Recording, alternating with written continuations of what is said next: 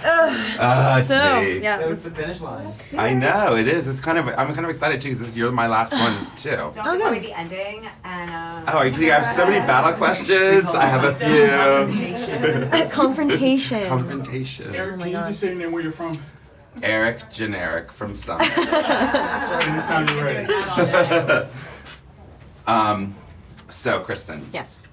It's exciting to talk to you about this because I think after 5 years, you've really done something, and I don't know that it's something you set out to do, but you've created a franchise, and it's sad that we live in a world that even has to be this way, that is about a strong girl with strong convictions, who's not always strong, but is a strong sense of who she is, and sort of never wavers. And because of that, we've literally, in my opinion, changed movies forever, you know? Do you feel that? Do you sense that at all? Are other people saying it? Yeah, no, that's like commonly talked about. I think that if anything, we sort of shed light on an enormous gap that's been wanting to be filled for a really long time, and sort of told everyone that it's possible. This thing that is so common that drives me nuts, that Bella and Twilight is simply not, is when people try to fill that little void with false girl power, like, because it's such a thing right now. It's totally in to be like a strong girl. I feel like I read so many scripts that they changed the character name from Bobby to Sue, and they're like, cool, let's have Kristen Stewart play it.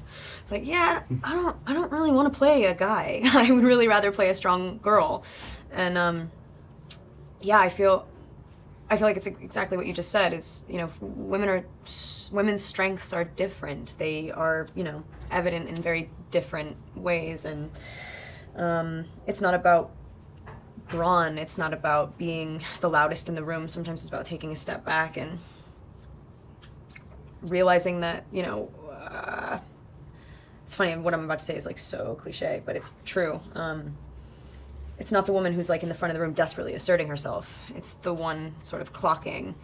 That's the more interesting one. And you know, on the outside, you're this.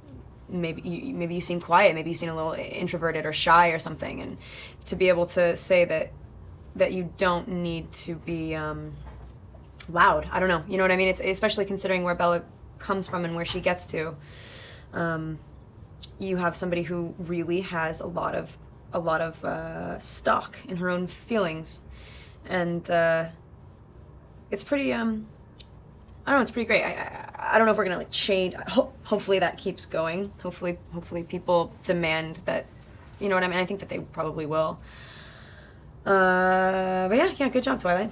Well, I mean, when I from when I started doing this, it when I'm working on a movie like Legally Blonde, and that's totally different. But it was a moment where people were like, wow, women can sort of drive box office and can appeal to, you know, different things. And I think that, you know, there's also this word that kind of has been overused, I think, in the last several years, and people really like it, you know, awkward. But there's something about the fact, I think, that Bella could be genuinely have moments of awkwardness. Pure. But was never not who she was. Right. And she always knew who she was.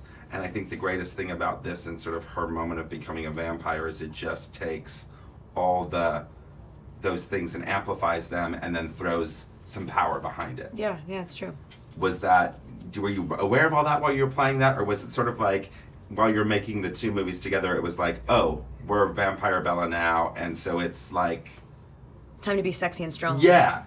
No.